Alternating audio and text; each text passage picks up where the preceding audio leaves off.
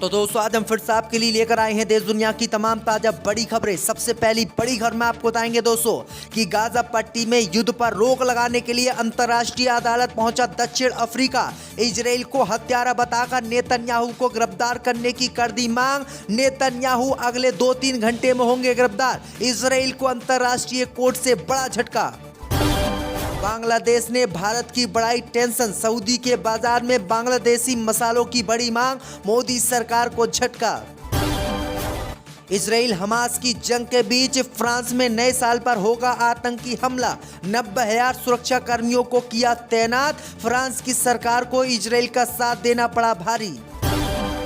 Gaza पट्टी में Israel के बमों से गाजा में बढ़ रही हैं बीमारियां। WHO बोला अगर इलाज फिलिस्तीनियों का नहीं किया गया तो ये भयंकर बीमारी आगे लेंगी रूप। गाजा पट्टी की जनसंख्या हो जाएगी खत्म।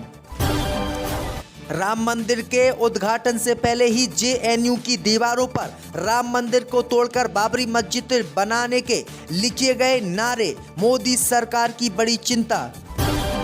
पाकिस्तान से अपने प्रेमी को भारत बुलाएगी अंजू। कहा वह मेरे साथ भारत में ही रहेंगे, मैं करूंगी नौकरी। तो दोस्तों सभी खबरों को आपको एक एक कर बताने वाले हैं। वीडियो को लाइक कर चैनल को सब्सक्राइब कर दें। इसी बीच पर तो दोस्तों अगली खबर की ओर। तो गाजा पट्टी में युद्ध पर रोक लगाने के लिए अंतर्राष्ट्रीय अदालत पहुंचा दक्षिण अफ्रीका। इजराइल ने कहा आरोपी हमास है, हमारे खिलाफ कार्रवाई ना करे कोर्ट। दोस्तों आपको बता दें कि गाजा पट्टी में इजराइल और हमास के बीच बीते 2 महीने से जंग जारी है और इस जंग में हमास का समर्थन लगातार दक्षिण अफ्रीका शुरू से ही कर रहा है। और अब खबर सामने निकल कर आई दोस्तों कि दक्षिण अफ्रीका ने इजराइल के खिलाफ इतना बड़ा कदम उठा दिया है कि इजराइल के प्रधानमंत्री नेतन्याहू की खैर नहीं है।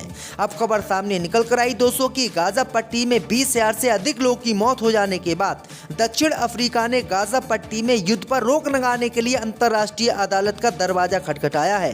खबर सामने निकल कर आई दोस्तों कि दक्षिण अफ्रीका ने अंतर्राष्ट्रीय अदालत पहुंचकर इजराइल के खिलाफ कार्रवाई करने की मांग करते हुए गाजा पट्टी में युद्ध रोकने की बात कही है।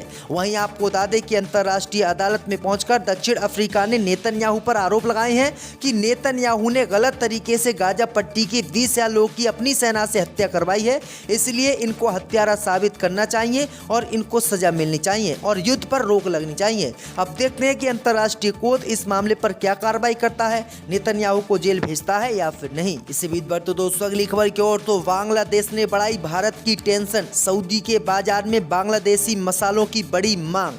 दोस्तों आपको बता दें कि भारत के मसाले दुनिया भर में मशहूर हैं और काफ़ी ज़्यादा पसंद किए जाते हैं। भारत को स्पाइस किंग कहा जाता है। यही वजह है कि ग्लोबल मार्केट में भारत के मसालों की काफ़ी ज़्यादा मांग है। हालांकि इसी बीच एक रिपोर्ट सामने आई है जिससे भारत को झटका लगा है। जी हाँ, भारत के मसाले दुनिया के अन्य देशों में सप्लाई किए जाते हैं, जिसमें सऊदी अरब भी एक बड़ा खरीदार है। हालांकि भारत को बांग्लादेश से सऊदी अरब में कड़ी टक्कर मिल रही है।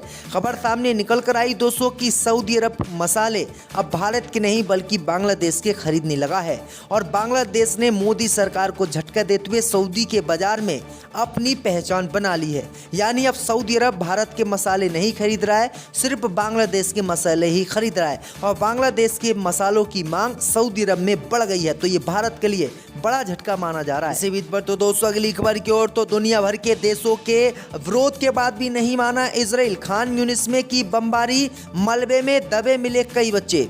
दोस्तों आपको बता दें कि दुनिया भर के देशों के विरोध के बावजूद भी इजराइल जंग रोकने के लिए तैयार नहीं है। अब खबर सामने निकल कर आई दोस्तों कि गाजा पट्टी के खान यूनिस में इजराइल की सेना ने बमबारी की है। इस बमबारी में खान यूनिस के कई मकान तबाह हो गए हैं और इन मकानों के नीचे छोटे छोटे मासूम बच्चों के सब दबे हुए मिले हैं, जिसके बाद पूरी दुनिया ने इजराइल पर लानत भेजी है और गाजा पट्टी में जंग रोकने की अपील की है। अब देखते हैं कि दुनिया भर के देशों की बात इजराइल मानता है या फिर नहीं। इसी बीच पर तो दोस्तों अगली खबर की ओर। तो इजराइल हमास जंग के बीच फ्रांस में नए साल पर हो सकता है आतंकी हमला। 90,000 पुलिसकर्मी किए सरकार ने तैनात।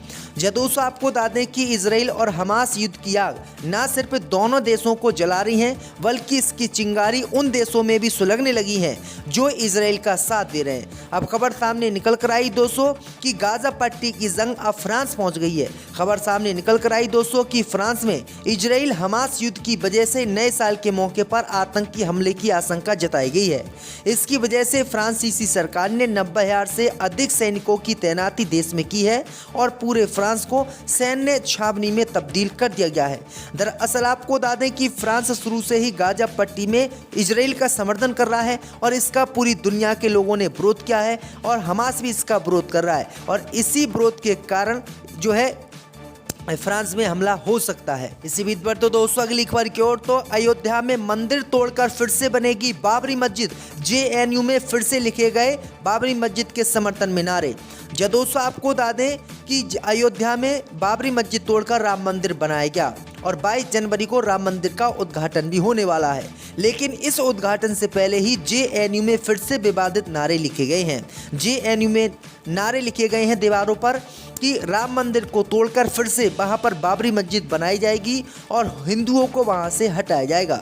वहीं आपको बता दें कि ऐसे नारे लिखे जाने के बाद दिल्ली पुलिस भी हरकत में आ गई है, क्योंकि 22 जनवरी को प्रधानमंत्री मोदी सहित बीजेपी के बड़े बड़े नेता राम मंदिर का उद्घाटन करेंगे। इसी बीच पर तो दोस्तों अगली खबर की ओर तो पाकिस्तान से अपने प्रेमी को भारत बुलाएगी अंजू, कहा वे मेरे साथ ही रहेंगे। जब दोस्तों आपको बता दें कि सोशल मीडिया पर दोस्ती के बाद प्यार में पाकिस्तान रहकर लौटी अंजू का आजकल सोनीपत में डेरा है। सोनीपत की एक अधिवक्ता उनका केस लड़ रही हैं। अंजू का कहना है कि अब वह अपने प्रेमी को भारत बुलाएंगी और नसरुल्लाह के साथ ही वो यहाँ पर रहेंगी। दरअसल आपको बता दें कि पाकिस्तान जाकर अंजू फातिमा बन गई थी और उन्होंने इस्लाम धर्म कबूल करके नसरुल्लाह से शादी कर ली थी, लेकिन अब खबर सामने निकल कर आई दोस्तों कि अंजू ने दोबारा से पाकिस्तान जाने से अभी इनकार कर दिया है और कहा कि जैसे मैं पाकिस्तान गई हूँ उसके बाद उनके पाकिस्तानी प्रेमी नसरुल्लाह भारत आएंगे, उसके बाद ही हम दोनों लोग जो है पाकिस्तान या भारत में रहने का फैसला करेंगे। तो ये बड़ी अपडेट आई दोस्तों कि अब देखते हैं नसरुल्लाह भारत आते हैं या फिर नहीं।